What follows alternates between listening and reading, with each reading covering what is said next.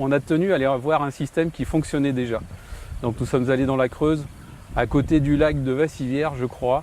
Et donc c'était intéressant parce qu'au moins on a vu que le montage était très bien fait. On l'a vu fonctionner. Parce que bon, c'est pas une baguette de pain quand même qu'on achète. Et les chiffres qu'on nous annonce, entre 8 et 12% de gain de production, déjà sur cette année-là, il était en capacité de nous dire que oui, c'était réel, quoi. Après, il y a une petite part de risque, sinon on n'est pas entrepreneur. Je veux dire, en 2009, quand on était dans les tout premiers dans le département de la Vienne, je pense qu'à cette époque-là, on nous a pris un peu pour des fous, quoi. Et aujourd'hui, je sais que quand je croise certains, notamment collègues, au travail, ils me disent « si on avait su, on t'aurait écouté ». Le process, je trouve que l'idée, elle est quand même lumineuse, de se dire je collecte de l'eau de pluie, je la stocke. Et la valeur ajoutée, elle est dans le petit calculateur qui est là-bas. Toute l'intelligence artificielle qui permet de programmer, d'envoyer l'eau au bon moment pour optimiser, on va dire, le rendement. Ça, c'est quand même génial. Et quand on a un tarif de rachat aujourd'hui qui est assez élevé, aujourd'hui, c'est la seule solution qu'on a pour aller chercher des kilowattheures supplémentaires.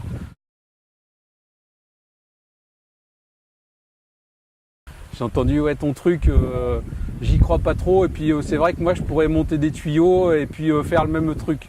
Non, ils oublient un petit détail. C'est qu'il y a quand même l'histoire du gel, il y a l'histoire de à quel moment j'envoie l'eau quand même sur le panneau, parce qu'il y a des jours peut-être qu'il n'y en a pas besoin. Il y a peut-être des heures dans la journée où il faudra que je sois, on va dire, couvert par l'eau et d'autres non, parce qu'il faut gérer aussi la capacité de la citerne. La vraie plus-value de Sunny Brain, c'est dans toute l'intelligence artificielle qui permet de gérer le process. Et ça, moi, je suis incapable de le faire. Je vois d'autres intérêts qui ne sont pas forcément dits. C'est vrai qu'ici, par exemple, à Joussé, on est obligé de nettoyer les panneaux tous les ans parce qu'ils s'encrassaient avec le paillage, etc. Là, c'est une économie qu'on va faire et donc on va récupérer de la rentabilité supplémentaire. J'y vois un autre intérêt, c'est que comme les panneaux vont moins monter en température, ils vont sûrement mieux vieillir et donc on va prolonger la durée de vie de l'installation. Il y a eu la phase des devis, etc. Et c'est vrai que j'ai eu à la fois Laurent Faure et puis Nicolas Christie au téléphone. Super, je veux dire, je suis quelqu'un d'assez carré et on sentait quand même que même si on a une entreprise un peu naissante qui passe du stade de start-up au développement industriel, ils ont la tête sur les épaules, qu'ils étaient à l'écoute. Le petit jeune qui est venu nous aider sur le terrain, vraiment quelqu'un qui était au top. On a vu que c'était un super pro. Le chantier est super bien fait. Moi, ce que je peux dire aujourd'hui, c'est que la confiance, elle est là. Et je crois que quand on a déjà pris ce type de décision pour une installation photovoltaïque, rappelez-vous quand même, en 2009-2010, c'était le début, quoi. Et donc, je vous disais tout à l'heure, on nous a pris quand même à un moment donné pour des fous.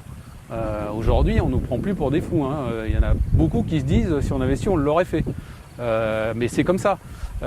Et donc je pense que là on est dans la même configuration avec votre système. C'est que une fois qu'on fait tous les calculs, le seuil de rentabilité il est tellement faible et compte tenu du nombre d'années qui nous reste avec ce tarif de rachat qui est quand même à 60 centimes, la prise de risque elle est très faible. C'est facile à vérifier la production. Vous arrosez la moitié de la toiture, vous arrosez certains onduleurs et les autres vous ne les arrosez pas. Comme j'avais 12 onduleurs sur ce bâtiment, mais vous le voyez en instantané, le plus de production. Là, vous les avez les kilowatts qui s'affichent de suite sur l'onduleur. C'est simple, vous prenez votre production, vous y ajoutez entre 12 et 15% à l'année, et puis vous voyez le résultat financier que ça vous donne. C'est pas très compliqué. Il y a une amélioration de production surtout en pointe les journées chaudes, comme aujourd'hui par exemple. Il y a entre 15 et 20% de plus de production entre un panneau arrosé et un panneau qui n'est pas arrosé. J'ai fait les mesures moi-même, j'ai fait cette situation. En production, c'est entre 8 et 10% de plus de production en moyenne à l'année. Chaque pourcent gagné, c'est un plus pour la rentabilité et l'amortissement rapide de l'installation. S'il y a risque, il est extrêmement faible. Et ce serait risqué de perdre de l'argent que de ne pas faire cette installation. Pour moi, ça tombe sous le sens en fait. Tu vois, ça tombait sous le sens que c'était l'étape suivante sur ma centrale. Qu'est-ce que je pouvais faire de plus de toute façon. Donc, on lave les panneaux. Je te dis, moi, j'avais réfléchi de mon côté pour en faire un moi-même. Donc c'était bien compliqué. Bon là, ça arrive, il y a une technologie qui existe, parce que le truc c'est que quand on a réfléchi au début, ça n'existait pas, quoi. J'adore l'état d'esprit de Sunibrain, et avec ils sont tous jeunes, plein d'idées, plein d'imagination. On a eu un grand souci au sein de notre groupe de rechercher la meilleure façon d'installation et les meilleurs rendements.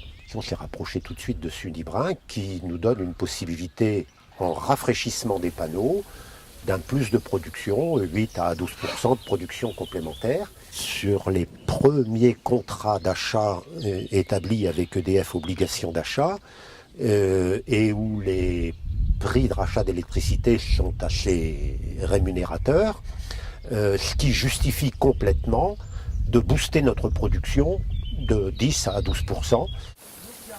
C'est un système qui est très autonome, qui est pas consommateur d'eau, parce qu'en fait on utilise l'eau de pluie, qui est stockée, purifiée avant-après. Donc on est certain de n'altérer en rien la qualité de notre générateur par ce système d'arrosage en rafraîchissement. Et qui est autonome par lui-même, qui se gère tout seul. Oui, c'est 100% automatique. Voilà. On est ici sur le terrain, capable de produire une énergie verte, localement consommée. Génial, quoi. J'ai trouvé que l'idée d'avoir un calculateur qui permette de prendre en compte tout le fonctionnement de la centrale et pas simplement le refroidissement, avoir une collecte de données, de l'historique, de la durée, et permettre donc en dehors d'une surproduction instantanée, d'avoir une idée d'une maintenance à long terme. Donc ça m'a beaucoup plu et c'est pour ça que je me suis lancé dans ce système. Moi, je suis quelqu'un qui aime bien l'innovation. Donc quand j'ai vu ça m'a séduit parce qu'on a déjà passé un cap important par l'apport de photovoltaïque sur nos exploitations agricoles, qui nous a permis, je dirais, de passer un cap énorme. On a gagné pratiquement une génération de progrès au niveau de la construction de bâtiments. Donc on en était resté à ce niveau-là, et comme on aime bien l'innovation, en découvrant le Sunibrain, on a dit on va passer encore une autre étape. Et l'autre étape, c'était d'arriver à faire produire plus nos panneaux. Au départ, on pensait que nos panneaux allaient produire complètement tout le temps, et non, on s'est vite aperçu par les salissures et la chaleur, on arrive à perdre.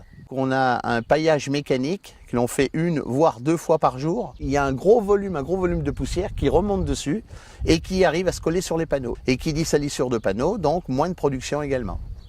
C'est quelque chose de très écologique puisque c'est quand même l'eau naturelle du ciel qui tombe qui va servir à nettoyer une production naturelle de la lumière. Alors c'est quand même c'est super innovant. Voilà. En plus, il y a plein de petits avantages. Je voyais au niveau de la citerne derrière, le fait tout simplement que ça serve de réserve incendie, je trouve que c'est super bien. On doit faire une journée porte ouverte d'ici peu de temps. Mes banquiers, j'ai plusieurs banquiers, ils souhaitent être invités pour venir voir. Parce que je les ai déjà motivés pour les 2 autres installations. Ils sont partants si on arrive à faire les choses sans problème. Cette installation ici là, fait 1800 mètres carrés. On produit, la production c'est 250 kW crête possible. On s'est dit que si on pouvait gagner 6, 8 ou 10%, ce serait toujours intéressant. Voilà, et comme on a encore 15 ans à tourner avec le contrat EDF, on va essayer d'en profiter quand même. Et alors, en plus de ça, nous nous sommes rendus compte que le nettoyage des panneaux était important pour la production d'électricité. On est au printemps envahi par le pollen de peuplier que vous voyez peut-être derrière moi. On compte sur le système Sunibrain pour maintenir les panneaux en parfait état de propreté et donc en optimum de production.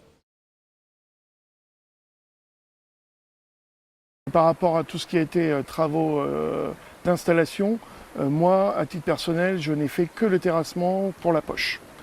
Donc ça a été relativement rapide. Ils ont eu 15 jours, 3 semaines de travail pour installer l'ensemble de l'installation.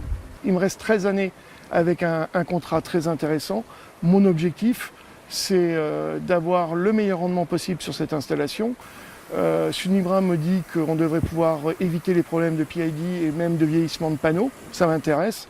Et puis, je veux un rendement financier, quoi, c'est tout. La neige qui reste sur le toit, il y a 20 cm sur le toit, et il y a un grand soleil avec un temps froid, donc où vous pouvez y avoir un maximum de production. Et il y a zéro production parce qu'il y a 20 cm de neige. L'eau permet de déneiger, ce qui est déjà pas si évident que ça. Après, le problème, c'est de savoir quand est-ce qu'il faut balancer l'eau. Et donc c'est une gestion entre la canne à ultrasons là, et savoir si c'est de la neige, de la quantité, de la densité, à quelle vitesse ça tombe et tout ça. Donc ça c'est la partie Sunibra plutôt. J'ai même pensé racheter un vieux camion de pompier, arroser à coups de lance pour virer la neige, tu vois. Et j'ai dit je vais faire un test, tu vois, parce que je suis super malin moi. Alors j'ai pris mon Manitou, j'ai monté 1 mètre cube d'eau dans une cuve carénée, tu vois, tout en haut de la toiture. J'ai ouvert mon mètre cube d'eau, bah, ça s'est déversé et ça m'a fait une soupe sur ça de large, tu vois, et c'était fini. Et j'ai dit, donc avec ça, j'ai même pas déneigé 3 mètres carrés, tu vois, et avec 1 mètre cube d'eau. Donc là, j'ai 1800 mètres carrés, combien il en faut pour...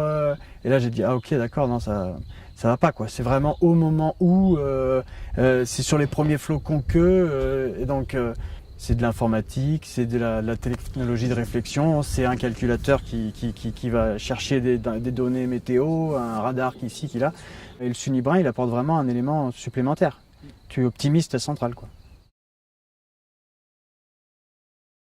Aujourd'hui, l'entreprise Sunibra, elle me suit en permanence et elle regarde exactement quand il y a quelque chose qui ne marche pas. Ils appellent, moi j'ai rien à dire du point de vue de l'entreprise. Là, j'ai que des félicitations à leur faire. Tous les techniciens sont compétents, parfait. Sunibra assure un suivi très pointu, très précis. Ils sont présents régulièrement, chaque fois qu'il y a un petit souci, ils sont réactifs. Et il y a aussi un suivi régulier de l'installation, du traitement d'eau et de la maîtrise et d'optimisation du procédé. Donc ça y participe aussi au bon résultat qu'on peut avoir.